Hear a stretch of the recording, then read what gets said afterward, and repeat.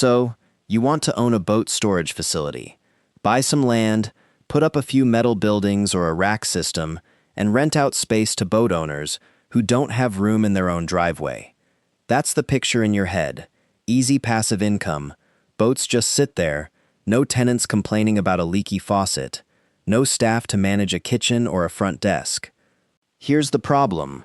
Boat storage looks almost too simple to be a real business. And that simplicity is exactly what has attracted a wave of institutional capital into this space over the last several years, driving up acquisition prices and quietly changing the math for anyone trying to get in today. A boat storage facility is not really a storage business. It is a real estate arbitrage play wrapped around a seasonal, weather-exposed asset class. And the moment you understand that difference, everything about how this business generates genuinely attractive returns and how it can quietly disappoint an unprepared owner starts to make sense. Let's start with the price list, because just like every asset we've broken down before, boat storage comes in tiers, and the tier you buy into is really a different business wearing the same chain link fence. At the bottom sits the basic open-air outdoor storage lot, essentially a paved or gravel yard where boat owners park their trailers and boats under nothing but the sky. The cheapest possible entry point, sometimes acquirable for under $1 million in a smaller market, since it requires minimal construction beyond paving, fencing, and lighting. Above that sits the covered storage facility, metal-roofed but open-sided structures protecting boats from direct sun and rain without full climate control, typically requiring several $1 million to develop once you account for the structural steel and concrete work needed to support those roof spans. At the very top sits the indoor rack storage facility, the kind increasingly favored by institutional buyers, a fully enclosed warehouse-style building using forklifts to stack boats, several levels high on steel racking systems, dramatically increasing the number of boats you can store per acre of land, while protecting them completely from weather, representing a significantly larger capital investment, but also commanding meaningfully higher rents per boat than open-air storage ever could. Each of these is really a different bet on the same underlying question: are you selling the cheapest possible parking spot, or are you selling genuine protection and convenience that boat owners are demonstrably willing to pay a real premium for? Now here's where the naive mental model falls apart immediately. You assume the value of this business comes from the storage fees themselves, a straightforward monthly rent times number of boats calculation. It's more complicated than that, because unlike an apartment building with genuinely diversified tenant demand, spread across every month of the year, boat storage demand is deeply and predictably seasonal in the vast majority of the country. In colder climates, boat owners need winterized storage for 4 to 6 months, while lakes and marinas freeze over, creating a predictable seasonal surge. While in warmer year-round boating markets like Florida or the Gulf Coast, demand runs more consistently but competes against a much larger existing supply of marina slips and other storage options. This seasonality creates a genuinely interesting cash flow pattern, since many facilities in colder regions structure their pricing around this reality, sometimes charging a larger lump sum for the winter storage season rather than pure month-to-month billing, essentially prepaying for guaranteed occupancy during the exact window when a boat owner has no alternative but to find covered storage somewhere. Here's the part that genuinely surprised the real estate investment world once it started paying attention to this asset class. The rack storage model in particular produces a density advantage that almost no other storage-adjacent real estate can match. A traditional self-storage facility, the kind renting small individual units to people storing furniture and boxes, generates revenue purely based on square footage rented at ground level or across a limited number of floors. An indoor boat rack facility, by contrast, can stack boats vertically using forklift systems reaching several racks high, meaning the same building footprint can generate revenue from multiple stacked boats, occupying what would otherwise be a single ground-level storage bay in a conventional facility.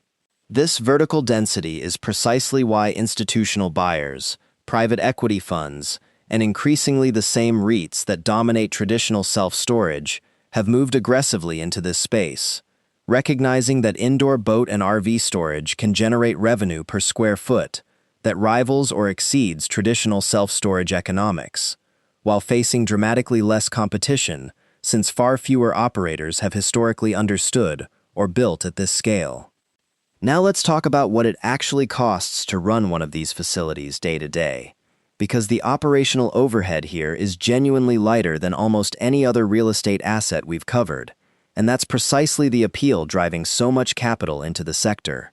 Unlike an apartment complex requiring maintenance staff, leasing agents, and constant unit turnover work, or a hotel requiring hundreds of employees running around the clock, a boat storage facility can often operate with a skeleton staff, sometimes just a single manager, or even a remote management arrangement using keypad access systems and security cameras rather than an on-site team at all. Insurance costs reflect the specific risk profile of storing high-value recreational assets, since a single fire or severe weather event affecting an indoor facility packed with dozens of expensive boats represents genuine catastrophic liability exposure, and premiums are priced accordingly, though generally still running lower as a percentage of revenue than the insurance burden carried by a hotel or an apartment complex with far more daily human activity and liability exposure on site. Property taxes and basic utility costs, primarily lighting and,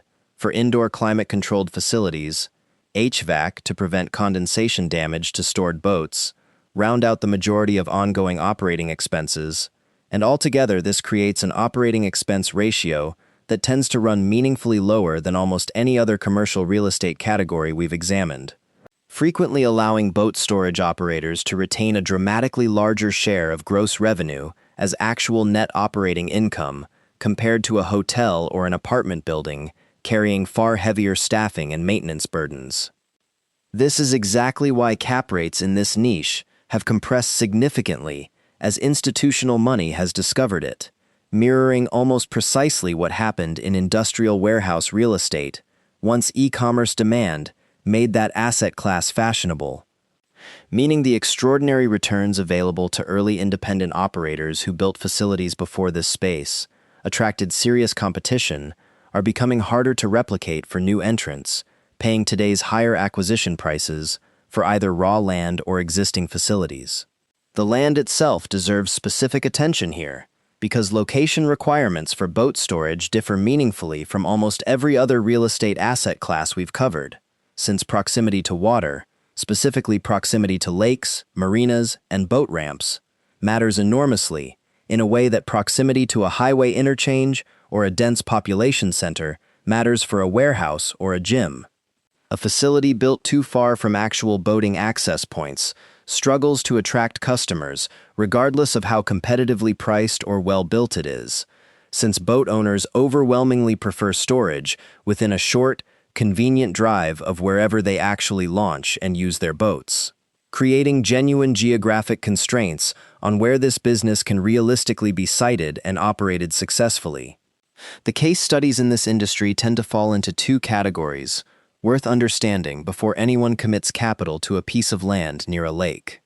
The first is the early independent operator who recognized this opportunity years before institutional capital arrived, building a facility in an underserved boating market at a fraction of today's construction and land costs,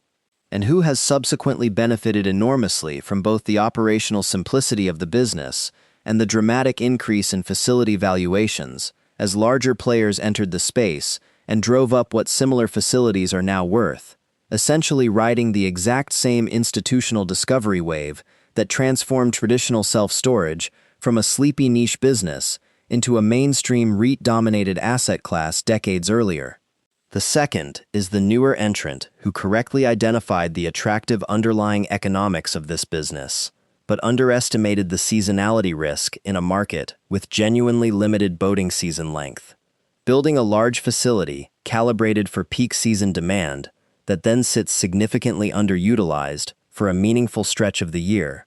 discovering that the same predictable seasonal demand that makes cash flow forecasting relatively straightforward in this business can also mean a facility's actual annual revenue looks considerably less impressive once you divide it across 12 months, rather than the 4 or 5 months where genuine demand actually concentrates. Time to pull it all together and answer the actual question. How much money do you make if you do this right? In the realistic indoor rack storage scenario, a well-located facility, built or acquired for several $1,000,000 in a strong boating market, with genuine seasonal demand, can generate a net operating income representing a meaningfully strong percentage return on invested capital, frequently outperforming traditional self-storage on a per-square-foot basis, specifically because of the vertical rack density advantage, while requiring dramatically less day-to-day management overhead than almost any other real estate asset class we've covered, translating into genuinely strong owner cash flow relative to the operational complexity involved. In the difficult scenario, a facility built in a market with a shorter boating season, weaker proximity to actual water access, or simply too much newly built competing capacity arriving at once as institutional capital floods into a previously undersupplied local market, can see occupancy and pricing power compress meaningfully, turning what looked like a straightforward, low-hassle income property into a facility competing hard on price against better located or more recently built rivals. So if you do decide to own a boat storage facility, remember the one thing that actually determines whether you succeed. It was never really about how many boats you can physically fit in the building. It's about how close you actually are to the water people are using those boats on. Because in this business, proximity to a boat ramp matters more than almost any other variable you can control.